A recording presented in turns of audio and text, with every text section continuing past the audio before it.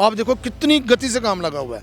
मैं समझता हूँ आज तो ये प्रश्न उठाने वाली बात है। जिस तरह से रोड का काम लगा हुआ है कि टोल के लायक है रोड। टोल अगर है तो वो लोग रिपेयर कर रहे हैं। भारतवर्ष इस वक्त विकास के पथ पे है और रोजगार स्वयं ही सर्जित हो रहे हैं। बीजेपी क्या राम मंदिर के नाम पे वोट मांगेगी या नहीं? राम मंदिर के लिए वोट नहीं मांगना। राम हमारे आराध्य देव हैं और राम हमारे पूरे हिंदुस्तान की आत्मा है। काम पे वोट मांगा जाएगा और जो काम हुआ है। सांबा में ट्रेन रुकती थी तो सांबा में ट्रेन नहीं रुक रही, लोग प्रोटेस्ट कर रहे हैं। हम तो पुरजोर मांग कर रहे हैं, पूरा सांबा भारतीय जनता पार्टी के जो कार्यकर्ता हैं, तो इस पे जल्द कोई ना कोई निर्णय आएगा। टोल बंद होना चाहिए या नहीं होना चाहिए जिस तरह से इलीगल टोल लगा हुआ है? ये एक व्यवस्था है सरकार की डेवलपमेंट के लिए, तो मुझे लगता है कि उन्होंने सरकार ने इसलिए जारी किया हुआ है। टोल सड़कों के लिए देना भी चाहिए। PHE टेलीविजन है, काफ़ी देर से वो प्रोटेस्ट कर रहे हैं। क्या लगता है कि वो भी चुनावी मुद्दा बनेगा? प्रयास पूरा रहेगा और हर एक टेलीविजन को इंसाफ मिलेगा। लोकसभा चुनाव आने वाले हैं और बीजेपी की क्या कुछ तैयारियां हैं, इसी पर हमारे साथ बातचीत करने के लिए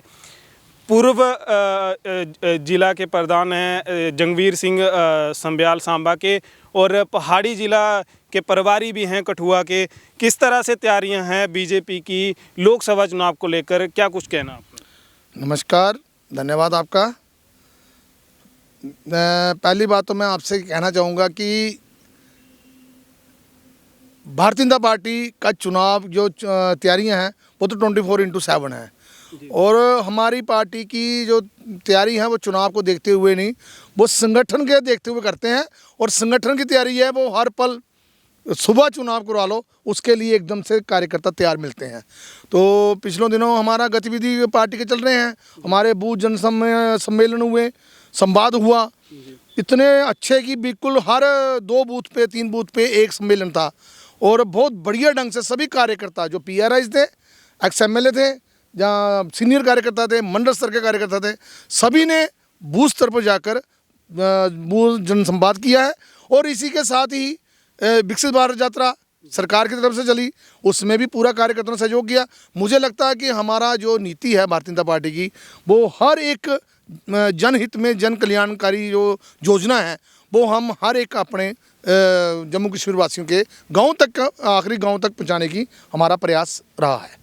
चुनाव में क्या कुछ रणनीति रहेगी, क्या कुछ नीतियों से बीजेपी चुनाव में उतरेगी?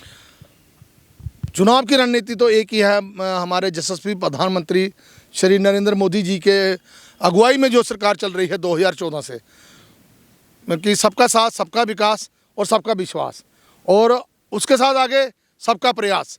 और उसी प्रयास के चलते ये जो विकसित भारत यात्रा, संकल्प यात्रा हुई है, वो उसी प्रयास को भी शामिल किया है।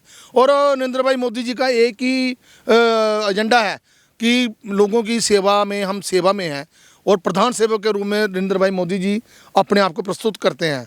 तो मुझे लगता है कि हमारा तो डेवलपमेंट के बिना कोई और इशू नहीं है, सिर्फ विकास। विकास हमारे लिए लोगों का, जो लोगों को सुरक्षा योजना है, जनहित योजना है, वो सब लोगों तक पहुंचाने का हमारा यही प्रयास है। ऐसा हमारा एजेंडा है, ये हमारा 2024 के जो चुनाव है। राम मंदिर 500 साल इंतज़ार के बाद बना, काफ़ी उत्साह भी दिखा लोगों के बीच, मगर कुछ नेता जो हैं वो राजनीति भी करते दिखे। विपक्ष कहीं ना कहीं बीजेपी पे निशाना साध रहा है और वो ये कह रहा है कि हो सकता है कि आने वाले समय में जो लोकसभा चुनाव हैं वो उस पर राजनीति हो और बीजेपी जो राम मंदिर पे वोट मांगने आएगी।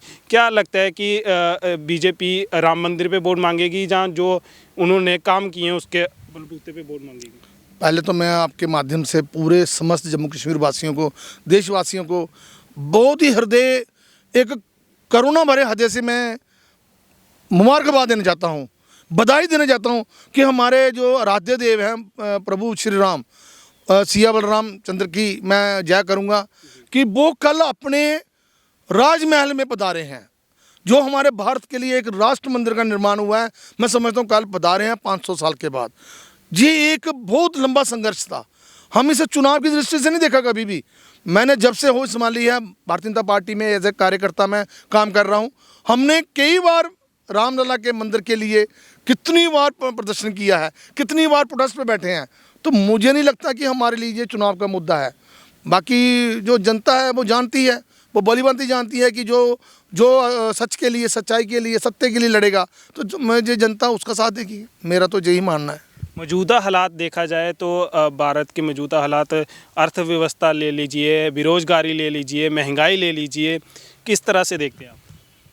मुझे लगता है कि इतना बड़ा इकोनॉमिस्ट तो मैं हूँ नहीं, लेकिन जो डाटे आते हैं, जो सरकारी डाटे या जो अच्छे अच्छे इकोनॉमिस्ट जो डाटे पेश करते हैं, प्रस्तुत करते हैं, जो इस वक्त का डाटा है, ये तो बहुत बड़ी बात है ना कि हम 10 साल पहले 10वीं अर्थव्यवस्था थे, आज हम 5वीं में हैं। तो इसका मतलब कि हमारा विकास का एजेंडा जो तीव्र गति से जो भाग रहा है, और ये वेल नोन है कि आज की तारीख में हम इस प्लेनेट की सबसे तेज और सबसे तेज गति से बढ़ने वाली अर्थव्यवस्था है।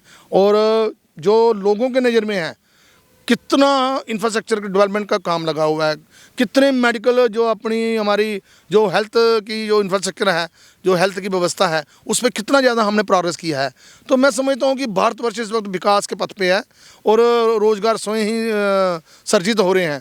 तो मैं समझता हूँ कि रोज़गार का गिनती तो नहीं हो सकती, लेकिन मैं ये मेरा मानना है, आज हर एक जो स्किल डेवलपमेंट के लोग हैं, स्टार्टअप के जरिए जहाँ सरकारी योजनाओं के जरिए हर किसी के पास बहुत बड़ा अवसर है सरकारी नौकरियों के अलावा भी। बाकी सरकारी नौकरियां भी आज की तारीख में जम्मू कश्मीर में एलजी साहब ने बहुत बड़ा एक अभियान लिया है। पिछले दिनों सब इंस्पेक्टर की भर्तियां हैं, हमारे सांबा एम्स के लिए भी इंटरव्यू हो रहे हैं, जो ट्रेड्समैन के मुझे लगता है काफ़ी सारे फॉर्म लग रहे हैं, जो बच्चे हैं वो अप्लाई कर रहे हैं। और भी डिपार्टमेंटों पे सभी को हिदायत दी है, बहुत जल्दी पोस्टें जो हैं वो निकालेंगे और नौजवानों को इसका भला देंगे। धीरे धीरे कहीं ना कहीं जो सरकारी सेक्टर थे वो कहीं ना कहीं प्राइवेट होते जा रहे हैं। और क्या लगता है कि जिस तरह से विपक्ष कह रहा है कि 205 लाख करोड़ रुपए का कर्जा हो चुका है भारत पे, उसको किस तरह से देखते हैं? क्योंकि कहीं ना कहीं फिर हम अंग्रेज़ों के गुलाम होते जा रहे हैं जिस तरह से हमारे पे कर्जा बढ़ रहा है। कर्जा बढ़ने वाला डाटा मुझे नहीं लगता विपक्ष कहाँ से ला रहा है। अगर ये स्टैटिस्टिकल डाटा अगर है तो पार्लियामेंट में भी तो पेश हुआ है एक डाटा।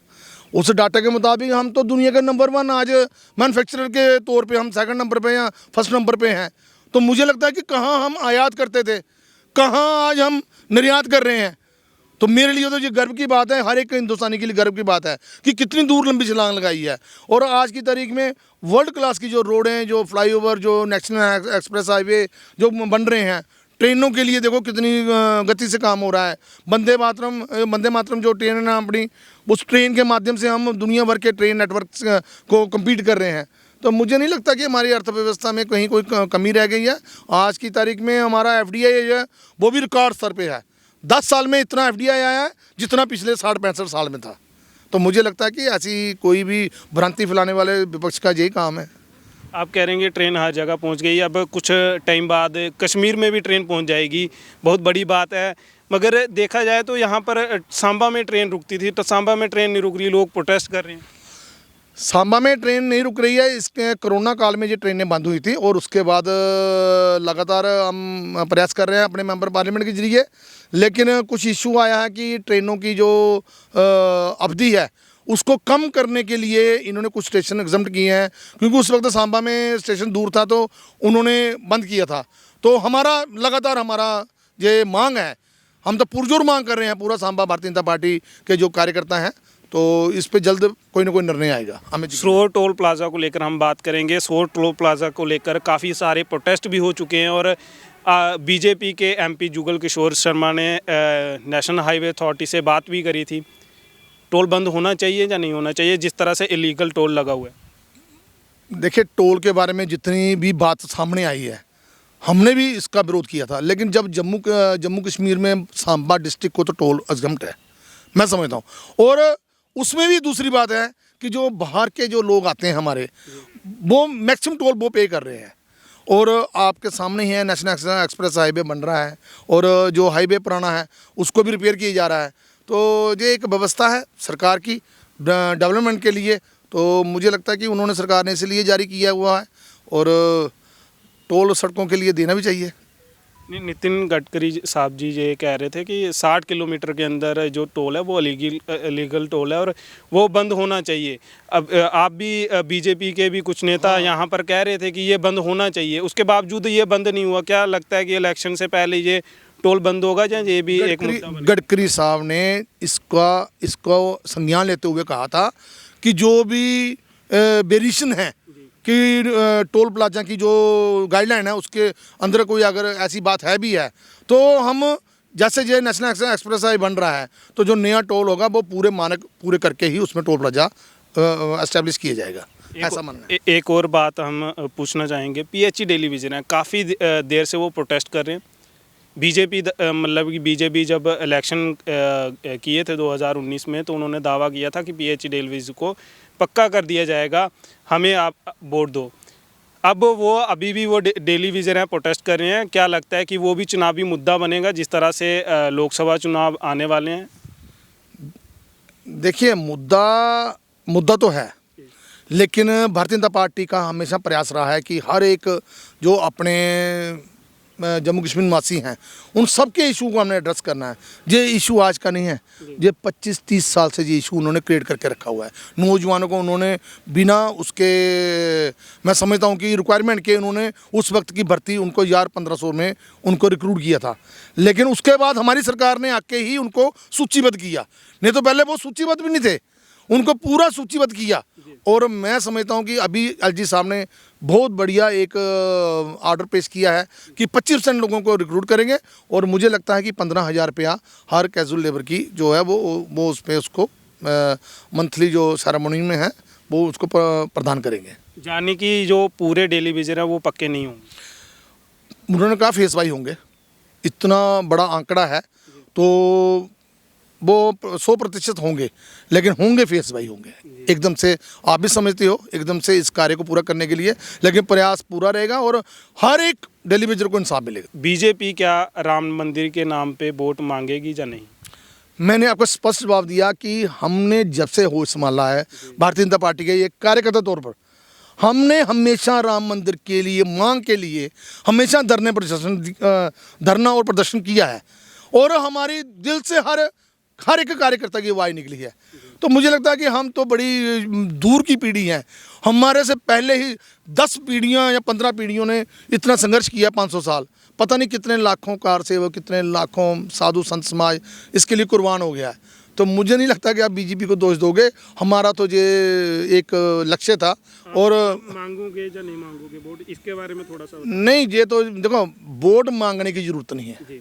राम मंदिर के लिए वोट नहीं मांगना, राम हमारे आराध्य देव हैं और राम हमारे पूरे हिंदुस्तान की आत्मा है। मुझे लगता है कि मूल स्वभाव में है, हमें तो कहाँ पे वोट मांगा जाएगा और जो काम हुआ है, मुझे लगता है कि भगवान राम मंदिर जो श्री हमारे सिया बलरामचंद्र जी महाराज हैं, इनको अपने सही स्थान पे इनका राजमहल जो मिला है, मुझे लगता है कि उसका प्रयास सबने मिलके किया है और जिन्होंने संघर्ष किया है लोग उनकी तरफ देखते हैं और मुझे लगता है कि समाज देखता है। 370 को लेकर बात की जाए तो 370 को लेकर क्या कुछ जम्मू कश्मीर में बदलाव हुए हैं और क्या कुछ असर देखने को मिलेगा लोकसभा इलेक्शन में? मुझे लगता है कि आपने सही मायने में जो जम्मू कश्मीर के जो बहुत बड़ा एक बदलाव जो आया है उसके बारे में बात की है। 370 के बाद मैं समझता हूँ आज जम्मू कश्मीर में एक नए आयाम स्थापित हो रहे हैं, चाहे वो आप टूरिज़्म में देख लो, चाहे आप वो डेवलपमेंट में देख लो, और चाहे आप देखो जिन लोगों को 70 साल से जो हक नहीं मिला था उनको हक मिला है, चाहे हमारे रिफ्यूजी समाज है, चाहे हमारा गोरखा समाज है, चाहे हमारा वाल्मीकि समाज है। मैं समझता हूँ आज एसटी वालों को भी रिजर्वेशन मिली है, आज पहाड़ी वालों को भी रिजर्वेशन मिल रही है। कितने ऐसे कानून थे जो जिनको ख़त्म किया है और विशेषकर जो मिलिटेंसी की जो रीढ़ तोड़ी है, जो देश विरोधी जो ताकतें थी, कम से कम उन पे कुठाराघात हुआ है। तो मैं समझता हूँ 370 तो एक बहुत बड़ा बदलाव है। हमारे जीवन में, राजनीतिक तौर पर नहीं बात कर रहा हूँ, मैं बात कर रहा हूँ कि हमारे जीवन में भी इसका प्रभाव देखने को मिल रहा है। बदलाव देखा जाए तो कहीं ना कहीं विपक्ष आपको घेरता है कि यहाँ पर रोज़गार 370 हटाने के बाद रोज़गार ख़त्म हो गया और करप्शन ही करप्शन हो रही है। जिस तरह से क्या नाम है, माइनिंग को लेकर बात कर लीजिए, जहाँ मतलब और भी काफ़ी सारे मुद्दे हैं। किस तरह से देखते हैं आप जिस तरह से विपक्ष आपको घेरता है? अगर आप लोगों की देखें तो सही माने में 50% करप्शन जो है वो मैं समझता हूँ उसकी बहुत ज़्यादा डाउन लेवल आया है। लेकिन करप्शन का आप किस मापदंड से आप देखोगे? मैं समझता हूँ आज की डेट में सब कुछ डीबीटी है, कहीं भी कोई क्योंकि जो चीज़ 200-300 रुपये में हमें अगर रेत मिलता था, आज वो हज़ारों के हिसाब से मिल रहा है। करप्शन ही हो रही होगी, तो इसीलिए इतनी महंगाई हो जा रही है उसमें। नहीं, उसमें ये बात है कि माइनिंग का बहुत सख्ती हुई है, माइनिंग के टेंडर हुए हैं। पहले का व्यवस्था कुछ और थी, आज की व्यवस्था कुछ और है। लेकिन अगर माइनिंग का इशू है तो वो सरकार के साथ लगातार उठाया जा रहा है। वो प्रदेश लेवल पे भी उठाया जा रहा है, और हम भी माइनिंग के लेवल को उठाते हैं कि माइनिंग जो है और थोड़ी सुव्यवस्थित होनी चाहिए। तो मुझे लगता है व्यवस्था बनेगी, क्यों नहीं बनेगी। अगर कहीं व्यवस्था में खामी है, क्योंकि ड्यूटी बनने के बाद 370 जाने के बाद बहुत सारी चीज़ें एड्रेस हो रही हैं, और मैं समझता हूँ रोज़गार के लिए तो खुले अवसर मिल रहे हैं आजकल। तो आज की तारीख में तो जो हमारे इन्वेस्टर हैं इंडस्ट्री लाइन में, कठुआ घाटी में भी देखो अभी रिसेंटली कितना बड़ा पैकेज मिला है और लैंड ट्रांसफ़र की है। तो मैं समझता हूँ कि रोज़गार के अवसर पैदा हो रहे हैं, और जितना डेवलपमेंट के काम लगे हैं, चाहे वो एम्स है, चाहे मेडिकल कॉलेज बन रहे हैं, वहाँ पे सभी नौजवानों को जो स्किल्ड लोग हैं उन सबको खुला अवसर मिल रहा है। आप ये कह रहे हैं कि जम्मू कश्मीर में 370 टूटने के बाद बदलाव देखे गए हैं। विपक्ष आपको इस चीज़ पे घेर रहा है कि क्या नाम है, अगर बदलाव हुए हैं तो क्या नाम है, तरना जो पुल टूटा था वो भी माइनिंग की वजह से ही कहीं ना कहीं टूटा था। आपके ही नेता ने बोला था कि वो माइनिंग की वजह से टूटा है, तो वो अभी तक पूरा नहीं हुआ है। विपक्ष आपको घेर रहा है, किस तरह से देखते हैं? देखिए, पुल टूटा है, कोई अगर प्राकृतिक कोई आपदा आ जाती है तो मुझे लगता है कि काम लगा है एक्सप्रेस हाईवे का, और उसका काम भी लगा है। और मुझे लगता है थोड़े दिनों में, मुझे लगता है इस मार्च अप्रैल के इलेक्शन से पहले वो पुल कंप्लीट हो जाएगा। दिन रात काम लगा हुआ है, और आप देख ही रहे हो कि काम की गति कितनी है। चाहे वो सांबा वाला फ्लाईओवर बना है, 1.25 साल में बना है, 15 महीने में। चाहे एक्सप्रेस हाईवे का काम है, आप देखो कितनी गति से काम लगा हुआ है। मैं समझता हूँ आज तो ये प्रश्न उठाने वाली बात है, लेकिन जो हमारी डेवलपमेंट की पेस है वो उसकी कोई आप पैमाना नहीं है उसका नापने का। लेकिन जो पहले काम होते थे, जो आज हो रहे हैं, उनको देख कर तो लोग कहते हैं कि नहीं, सचमुच में ही विकास ने स्पीड पकड़ी है, गति पकड़ी है। मैं आपको एक उदाहरण दूंगा। गंडोला गुलमर्ग में जी। 1 साल में 100 करोड़ रुपया उन्होंने उनको कमा के दिया है सरकार को। मैं समझता हूँ बहुत बड़ा एक अमाउंट होता है, और 1 करोड़ से ज़्यादा सैलानी गए हैं। आप सोचिए कितना लोगों को अवसर मिला होगा रोज़गार का। पूरे जम्मू लखनपुर से एंटर करते ही माता वैष्णो देवी के चरणों में भी हाजिरी बढ़ी है, इंडस्ट्री में भी हाजिरी बढ़ी है, कि इंडस्ट्री में भी लोग आ रहे हैं और डेवलपमेंट कर रहे हैं। और एलजी साहब लगातार गुजरात वाइब्रेंट में भी एलजी साहब गए थे, मुंबई में जाते हैं। तो मुझे लगता है कि जहाँ भी है इन्वेस्टर को वो इन्वाइट कर रहे हैं। तो मुझे यहाँ लगता है आने वाले दिनों में सरकारी डिपार्टमेंट भी रोज़गार के अवसर खोल रहा है, तो अच्छा रहेगा हमारे नौजवानों के लिए। एक्सप्रेस वे का भी काम लगा हुआ है, आप कह रहे हो रोड का भी काम लगा हुआ है। क्या लगता है कि जिस तरह से रोड का काम लगा हुआ है कि टोल के लायक है रोड? क्योंकि काफ़ी दिक्कतें आ रही हैं लोगों को। देखिए, जब इतनी बड़ी तरक्की हो रही है तो मुझे लगता है कि टोल अगर है तो वो लोग रिपेयर कर रहे हैं और उसको प्रोवाइड कर रहे हैं लेने, और मुझे लगता है कि बहुत बेहतर हुआ है पहले से। लेकिन जब काम लगता है, आप खुद देखते हो, जब काम लगता है थोड़ी बहुत, तो घर में भी अगर कोठी बनानी हो या कोई बड़ा इंफ्रास्ट्रक्चर खड़ा करना हो तो थोड़ी बहुत दिक्कतें परेशानी तो आती हैं। तो हम उनके हिसाब से देखा जाए तो अगर रोड ना हो तो टोल नहीं बनते हैं। रोडों की उन्होंने जो अपनी लेन है वो तो दी हुई हैं, तो मुझे लगता है कि अब ये मसला जल्दी हो जाएगा, क्योंकि और मुझे लगता है 6 महीने में आपको ये फ्लाईओवर पे चढ़ा देंगे, और मुझे पूरी उम्मीद है। तो दिन रात लगे हुए हैं एजेंसीज काम करने वाली, तो हमारा प्रयास रहेगा कि लोगों को जल्द सुविधा मिले। इस पे भी अगर कोई बात होगी तो हम बात करेंगे। तो ये थे हमारे साथ जंगवीर सिंह संब्याल जी, और इन्होंने कहा है कि 370 के बाद काफ़ी बदलाव देखने को मिला, और साथ में ही इन्होंने ये भी कहा है कि राम मंदिर के नाम पर वोट नहीं मांगा जाएगा, और काम को लेकर वोट होगा। और जिसको लेकर हमने पीएचई टेलीविज़न हैं उनको लेकर भी बात करी, और पीएचई टेलीविज़न को भी लेकर इन्होंने ये कहा है कि धीरे धीरे बीजेपी पीएचई टेलीविज़न को भी पक्का कर देगी। फिलहाल के लिए लक्ष्मण शर्मा, OHN 24, सांबा।